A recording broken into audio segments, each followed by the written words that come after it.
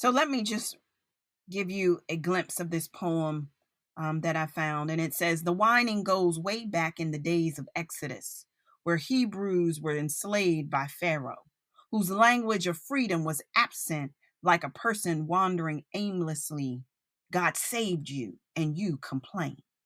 The moping of not being able to drink water when God instructed Moses to strike a rock. Water gushed out powerfully so one doesn't die from dehydration. You crying like a baby because God's plan was questioned when he gave his word that you will all be fed with bread and meat, but that still wasn't enough. The audacity of mumbling under nonsense under your breath, that you wanted to go back to Egypt. Let me stop right there. Let me stop right there. This poem is so powerful, but it's something that we all have been guilty of, and that is complaining. Some people wouldn't necessarily call it a sin, call it a big problem, an issue. Some even wouldn't call it as being unappreciative or even negative. But sometimes we act as if it's just speaking the truth.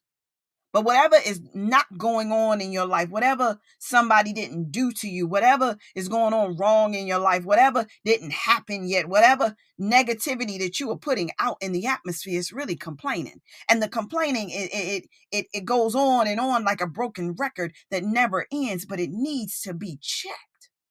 And so I love how this poet used the children of Israel to emphasize the magnitude of how complaining serves no purpose.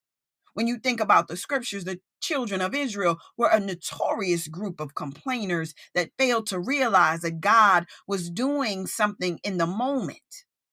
But they didn't realize it. He was doing something in the moment, and he was doing something in their future. The sad part about their story was as soon as they became free, they started focusing on more on what they didn't have versus what God was doing in the moment. The same thing with us. If you want to hear more from episode 37, Leaving Complaining Behind, definitely please subscribe to the Lioness Queen podcast. It can be found on iTunes, Spotify, Google Podcasts, iHeartRadio, and Spreaker. To hear more, please subscribe.